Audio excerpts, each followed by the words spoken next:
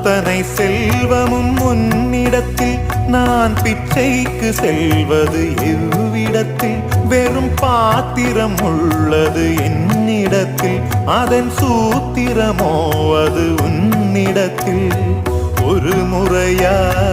இருமுறையா பல முறை பல பிறப்பெடுக்க வைத்தாய் புதுவினையா பழவினையா கணம் கணம் தினம் என்னை துடிக்க வைத்தாய் பொருளுக்கு அலைந்திடும் பொருளற்ற வாழ்க்கையும் புறத்துதே